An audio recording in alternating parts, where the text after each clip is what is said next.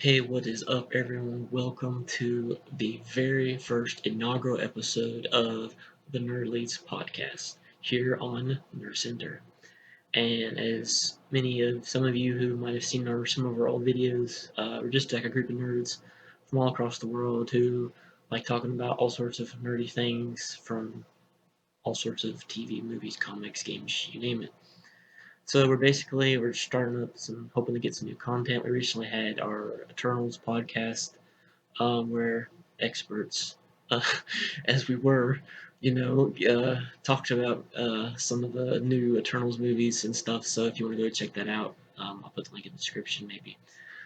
So anyway, this is the brand new podcast for called Nerdletes, and it's a little different than what we've normally done on this channel.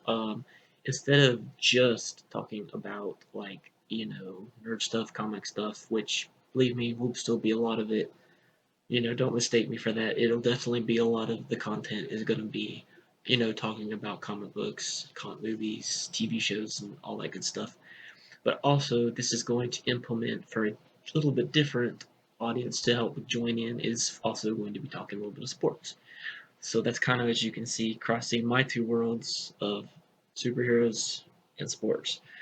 So, we're going to have topics ranging from football, probably a lot of the time because that's my main sport, but I'll probably throw in some basketball and some other things as need be.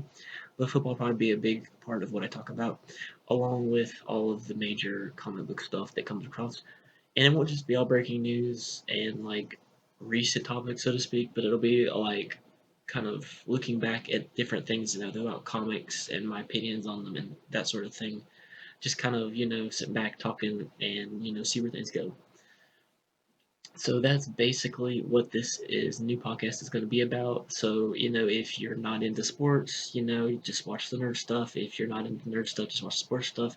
Or maybe you're still curious about one or the other and you can try checking both out. I'll be putting some timestamps in the links in the description so you can kind of skip ahead if, me talking about the Green Bay Packers or whatever is not your thing and you want to listen to me talking about Marvel or whatever, then that's perfectly fine. But I got a little bit for everything.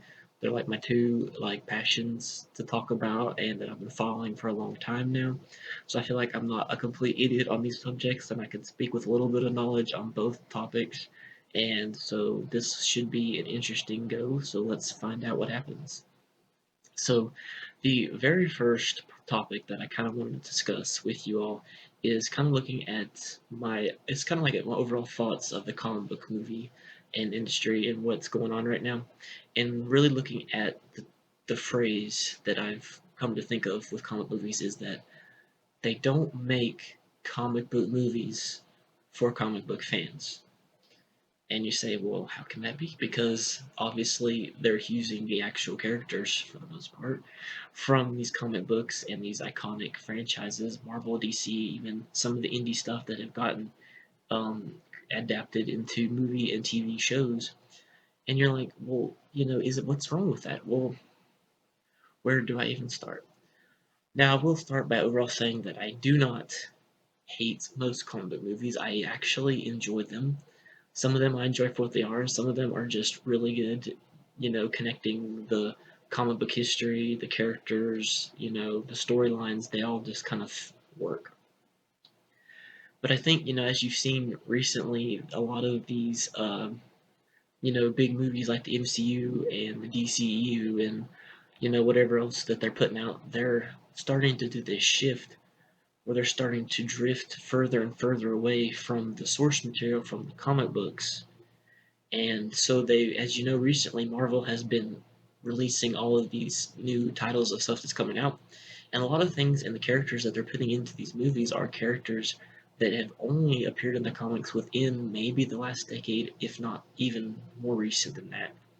Really, they kind of skipping so many years of source material and jumping characters, kind of leaving characters out. And some of that could be rights issues because I know there's still a lot of tangled up with some characters, I believe, like the Hulks of the world and Namor's, I think even got some confusing. And then the Sony Marvel stuff. So I don't know. Some of it could be rights, but also it's just some of the direction that they're taking it. And Obviously, Marvel has already, specifically said they're going for the route of basically the all new, all different Marvel universe, which in the comics was started around 2014-15 area, and it basically had swapping of like every major character in Marvel being swapped as a mantle hero. So that's when we got Sam Wilson as Captain America. We got Amadeus Cho as the Hulk. We got Riri Williams trying to replace Tony Stark, and she was Ironheart. And you see, we got those kind of things. So for the most part, every single main character was phased out for a little while. Now, obviously, this created a lot of fan backlash from people who just didn't like that, and it's not because specifically that they were all diverse in like they were different genders and races and whatnot, but it was because they got rid of every single almost original character, and so they switched them up, trying to be more inclusive, and it backfired on them. It backfired them a lot, and to the point that we now have, or at some point they had to go back and change to bring back all these characters. So we got back Steve Rogers, Tony Stark, Bruce Banner, and the like. And now all these characters have still stuck around in comics to varying degrees, and some have done better than others. So I'm not going to argue so much about the comic section at this point, but kind of how it's translating into the movies. And so basically, they're bringing these new characters in the movies. So like we're getting an Ironheart TV show. I don't know why. I've never been a fan of that character, and there seem like a lot of other better character choices. So that's just one. They're bringing in a lot of these new characters that we saw in this time frame. We just got Sam Wilson taking up Cap Shield in the Falcon and Winter Soldier TV show, and apparently there's going to be Captain America 4 with Sam as Captain America.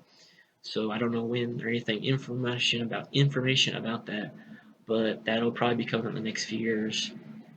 And we got some different stuff coming out. We got so we do have some of the Marvel TV shows are showing some of the characters that are already in it. Like we got WandaVision, and then we got Loki coming out.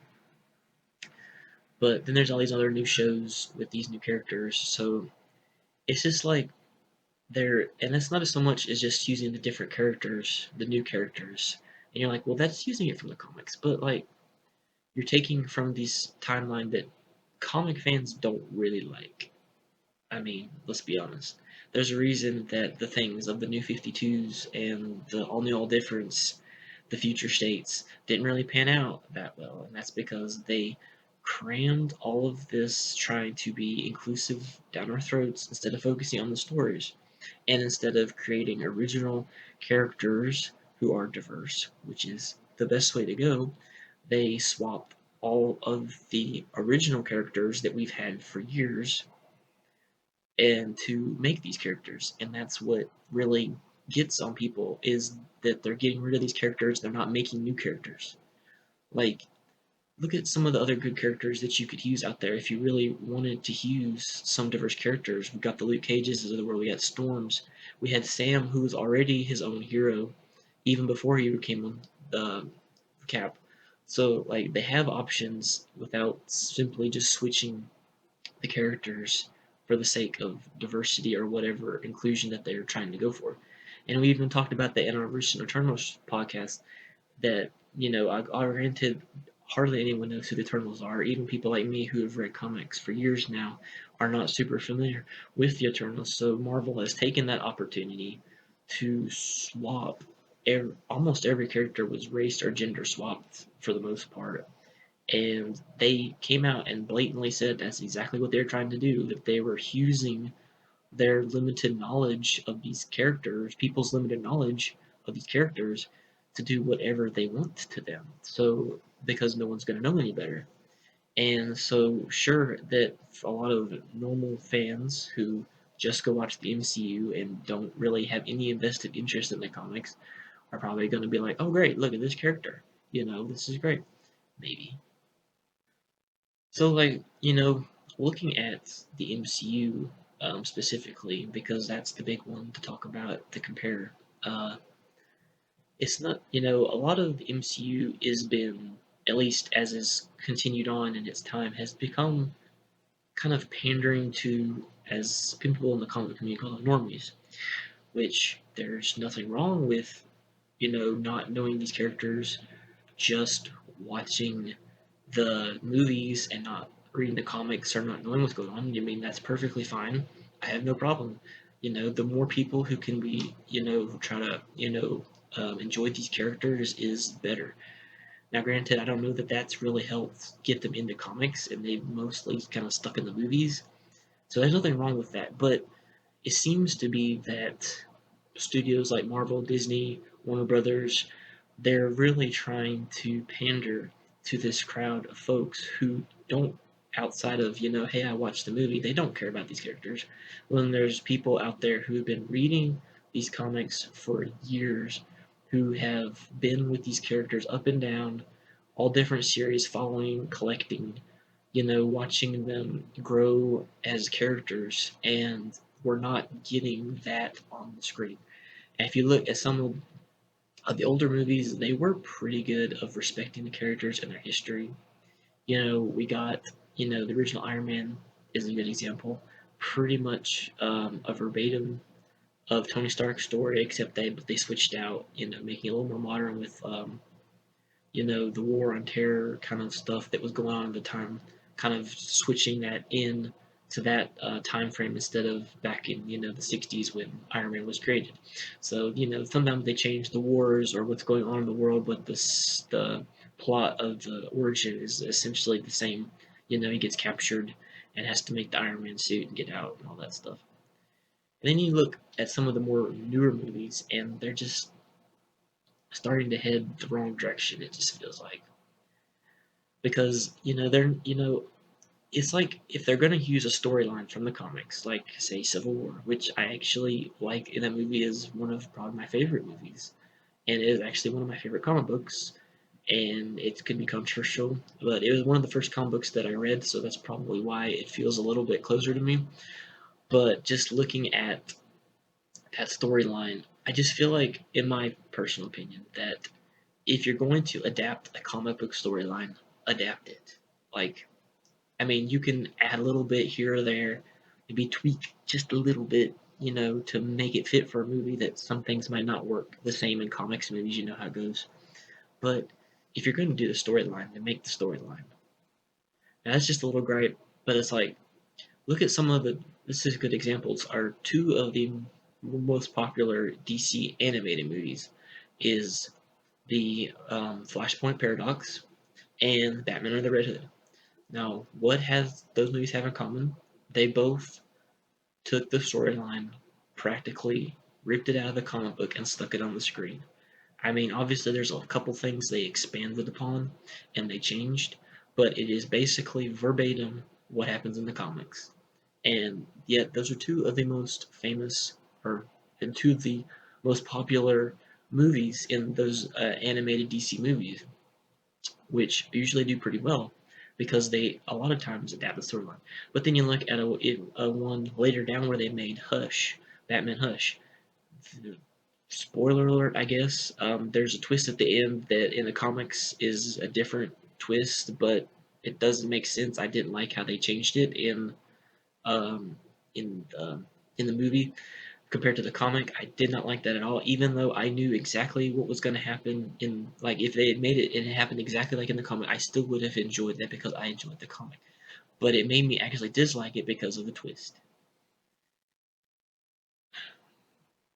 So, just looking, at that, it's like, if they think that if you don't adapt the comic, if they were to adapt the comic, verbatim almost, a comic storyline or something, that people wouldn't want to read it or watch.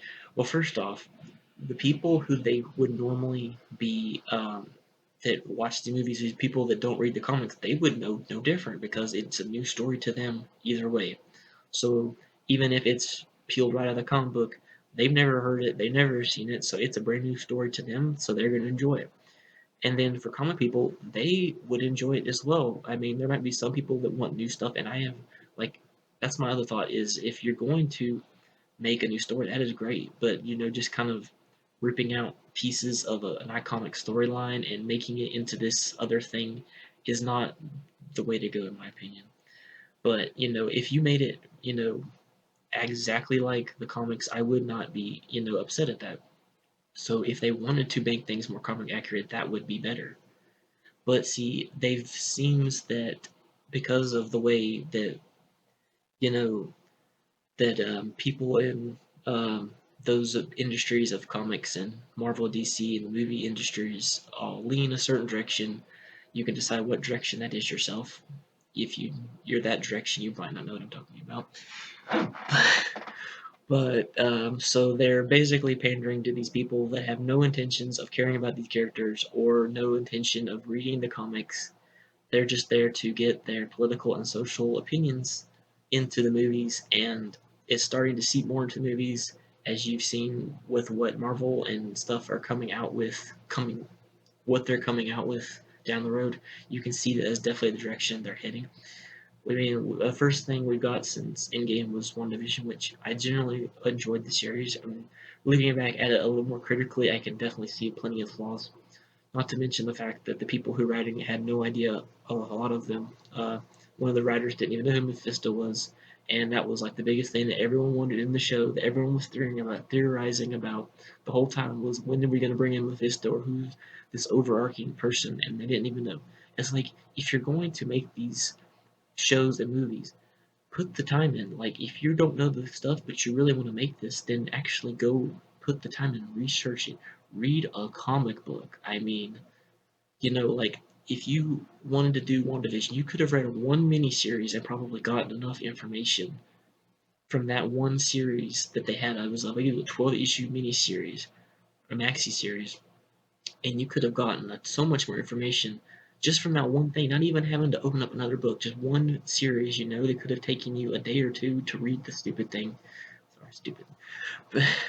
And then, um, you could have had such a better grasp on what was going on, and you saw parts come in like the twins, but the twins were so connected to Mephisto, and we just never got any of that. And then they twisted Agatha Harkness and made her this kind of villain, which is not saying that she was a super great person, but she was kind of there, with the Fantastic Four and helping train Wanda. And I don't necessarily have a problem with them doing that, but see, they took elements, but they just didn't quite stick it, quite right.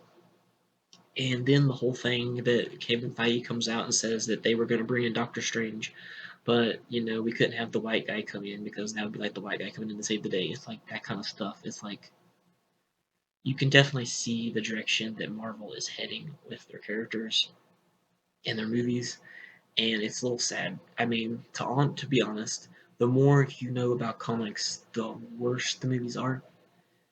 And I try to watch them as a fan, like just to enjoy them for what they are. But sometimes it's really hard when you hear and see the things that they do, and you're like, oh, you could have done this, you could have done this. What happened? Or you missed such a missed opportunity. Or what is this? This character is nothing like the comics. This is nothing like their character. And it goes on and on. Even the looks. Oh my gosh, that's a whole other. I swear, that's a whole other podcast. Is just talking about how they change the looks of people in comics, hair color, though. That's a topic for me. The hair colors. But anyway, so you just see they just seem like they don't care. And you see some of the castings where they swap people and they don't try to make them look good at all. And I think it just come to mind with the new Supergirl. Like, she doesn't even have blonde hair, and so they're probably going to stick her in there with the dark hair. I can almost see that now. And I'm also really worried about the Fantastic Four. I'm afraid they're going to butcher them. The way that some of the casting decisions I was not a fan of in Spider-Man movies, and that's the same director, so I can definitely see them doing something not so great with the Fantastic Four. I'm a little nervous about that, but we'll see. Maybe they'll come through. So just I guess what I'm saying is, like, it's fine. I enjoyed these movies. Like, Endgame was really fun. Like, going to the theater and watching that, that was really cool. And there's definitely flaws in that movie, and there's definitely flaws in all the movies. But most MCU, I would say, is pretty good. There's obviously some ones that are not so great, and some things that they did that are really should have done.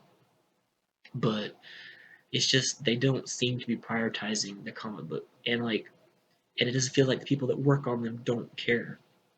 They don't care about the lore. They don't care about the continuity of the comics. I mean, there's so much lore to pull from. They would have hardly any work to do if they just went and read the comics. And if they want to make a brand new storyline, I am all for that. Make a brand new storyline never seen in comics. I would be all for that. But you still need to know the characters. You still need to know their motivations. You just need to know what they're like.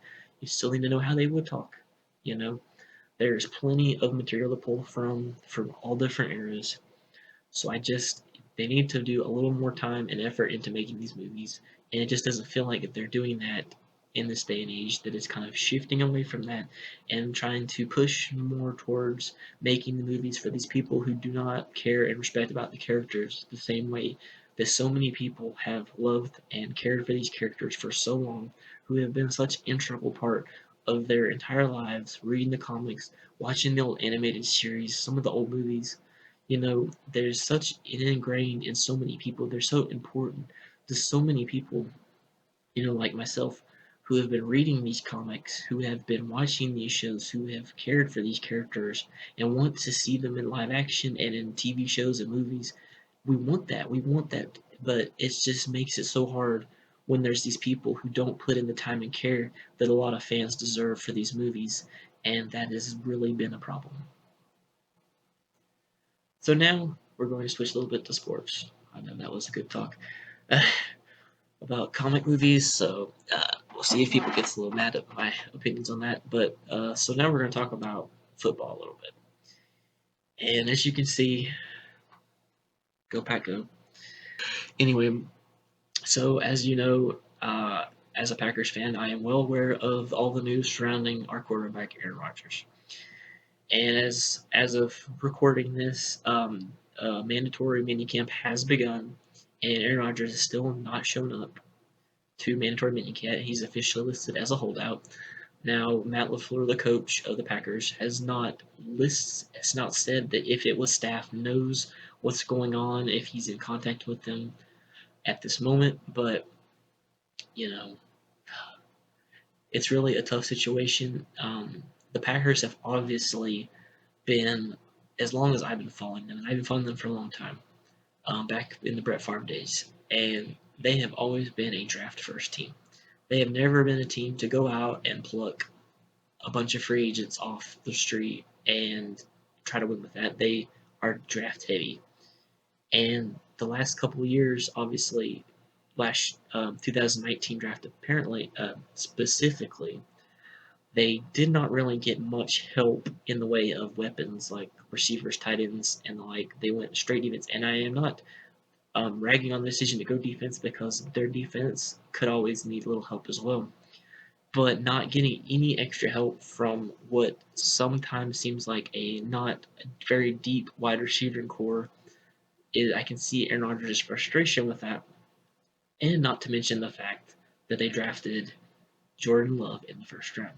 That's been a topic of conversation since the day he was drafted last year, and um, I don't know how I feel about it. I mean, obviously, it kind of worked out last time because Aaron Rodgers was drafted in the first round, about the same area, and we still had Brett Favre. And it lasted about 3 years that he sat behind Brett Favre before Aaron Rodgers took over. Now, granted, it was a little bit different circumstances. Brett Favre was kind of iffy and back and forth with retirement, and even though his last season he was an MVP candidate, he had a really good season, 13-3. Oh, the heartbreak of that 2007 championship game in classic Brett Favre fashion. He throws the interception in overtime. The kicker, okay. I still have a lot of painful memories, and I have had a lot of heartbreak over the last decade. And my Packers fans, you know what I'm talking about. But the just, I would obviously love if Jordan Love pans out and he becomes another Aaron Rodgers. We have been spoiled as a franchise. For the last 30 years, we've had two quarterbacks, Brett Favre and Aaron Rodgers. Multiple MVPs, both of them won a Super Bowl. So it's been spoiled in Green Bay. When you think about the other teams in the same division who have had, who have like two quarterbacks a year sometimes, and we've had two for the last 30 years. And obviously, Aaron Rodgers is going to step away at some point, so it'd be nice to have a replacement. But the man is coming off an MVP season. I figure the organization might be a little bit more inclined to work with him, and that's just from a fan standpoint. I understand as a front office standpoint that they're looking towards the future and maybe their plans are shifting away from Aaron Rodgers. I don't know. They haven't said that. They said they still want him, but maybe inside the office they're still thinking that hey, we're kind of starting to move away. We have this quarterback we picked in the first round, and we want him to start, fairly soon. So that could be the direction that they're kind of going internally. I mean, obviously, from the way the players and the coaches are more on the way we have an MVP, of course we want to keep him. And I think all the fans, for the most part, feel that way. All I'm saying, and I still want Aaron Rodgers to play next season for the Green Bay Packers, but I can understand what the front office might be thinking, even though I wouldn't do that route personally. So, um, what do I think is going to happen? Is Aaron Rodgers going to get traded? Is he going to retire? What's going to is he going to sit out the whole season? Is he going to do it Le'Veon Bell? Wouldn't suggest that, but I don't think he will be traded, and I think they would be absolutely stupid to trade him. And everyone's talking about where he could go. They're obviously going to not trade him to the NFC. That would be stupid because then they're going to get beat by whoever they trade him to in the playoffs, or if they'd even make the playoffs, and that's just not going to do that.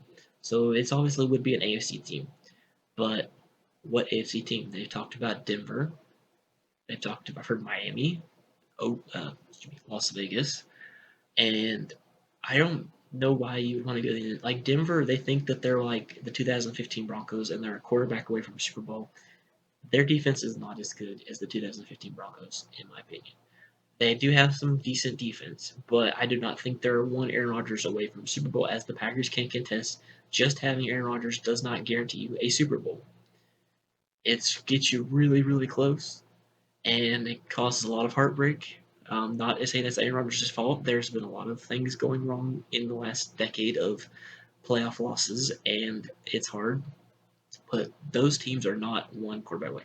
Miami, they just drafted Tua last year, and I feel like maybe they're not sold on him, and that's why they would trade him. But they seem to be heading in the right direction. They were almost in the playoffs with Fitzpatrick and Tua, so maybe Tua can make that leap and get them in the playoffs, especially with the extra game and the extra seed that they added last season. So I don't think the Packers would trade him. More likely, I think if anything happens with Aaron Rodgers not playing for the Packers, he's going to retire.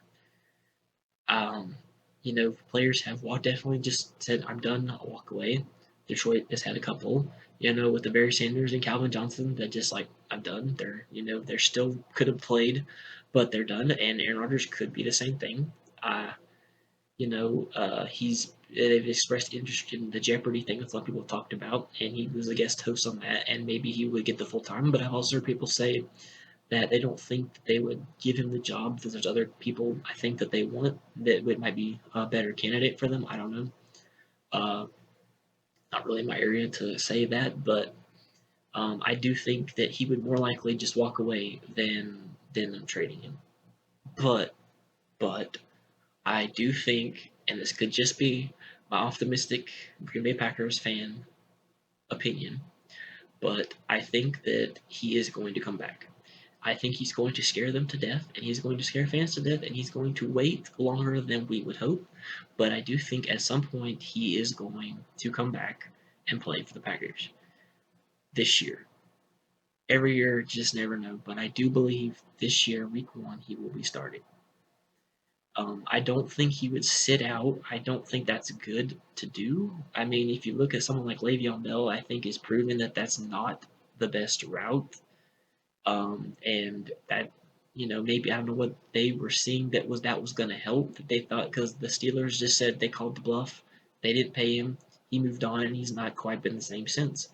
So Aaron Rodgers could be that same way, but I don't think he'll do that. But I really, don't know for sure, but my optimistic fan self is telling me that he will be the Packers starting quarterback week 1 against the Saints. So that's just my take on that. I do understand his frustration. I felt the same sort of frustrations. I do wish they would be a little more active in things like free agency. When you look at when they have tried to be active in free agency, we got back in the day we picked up Charles Woodson. He was a defensive player of the year. He was part of our really good defense when we won the Super Bowl in 2010. Wow. And some other times, and we picked up was Darius Smith, who played pretty good, the last couple of seasons. And it's like when the Packers actually go out and try and they pick up a free agent, it generally, is a decent. When they actually spend some money on a free agent, it actually pays off. So I'm not saying they have to go full in and pay the top guys all the time, but that would be good.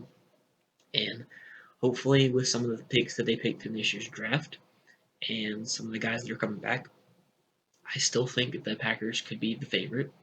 I think that they could have beaten the Bucks. It was honestly, I was disappointed in the NFC Championship game. There was a couple of times, I believe it was the third or fourth quarter, that Tom Brady threw interceptions or there were some turnovers, like on back to back, where they had the chance and the offense just flat out stopped. It's like the defense stepped up and the Packers, if they could have scored, that would have been a different game. So I don't think that that's indicative of how good of a team they can be. And I think that I would still put them at the top. The Bucks will obviously be a challenge, but that's just another team who's shown. Tom Brady is kind of sitting down there going like, I got what I want. I'm sitting and playing where I want, and I got all these guys to come. They're, we kept everybody basically. The coaching staff's on board, and the front office is on board, and so Aaron Rodgers is sitting there like, well, I want that. So Green Bay, they're not working like that exactly. They're not drawing in all these people, but um, we'll see if what ends up happening, if there's any contract changes or if he ends up leaving or what. But this is definitely a little bit of a scary time for a Packers fan. I know the rest of the people in the division are sitting there just savoring and their mouth drooling at the fact that he might not be in there. And believe me, if Jordan Love came in, I would absolutely be love if he ends up being a superstar and he's the quarterback for the next 15, 20 years. And, we have three quarterbacks in 4 years or whatever. That'd be great. But I would right now and for the foreseeable next couple of years stick with Aaron Rodgers. So hopefully things get resolved and the Packers are able to get things and Packers and Rodgers are able to mend fences and that they're able to win this season and moving back to the Super Bowl. I'm eventually going to go through and talk about the different standing, like my predictions for the season and kind of going over the schedules. And we'll go a little more about that, who I think the top teams in each division are, and the top teams in each conference are. But I definitely think that the Packers are at the top right up with Tampa. I would put them above Tampa, but then again, like I said, I'm biased. So that's just my thoughts on that, and we'll get into more of that down the road. But anyways, I just want to thank everyone for watching this very first podcast. We're just kind of testing the waters, and we're just kind of seeing how this goes, and talking about a couple of things that I just really like to talk about. So hopefully we'll have some more videos to put out soon, different topics, all sorts of different comic things, maybe some video game things, movie things, whatever. I consider nerd stuff all sorts of stuff, even though I am mainly a comic book nerd, I suppose, but I like all sorts of other things that we get to talk about, and sports, there's all sorts of things to talk about there, so I am really excited to see where this goes, and thank you all for watching, and I will see you next time.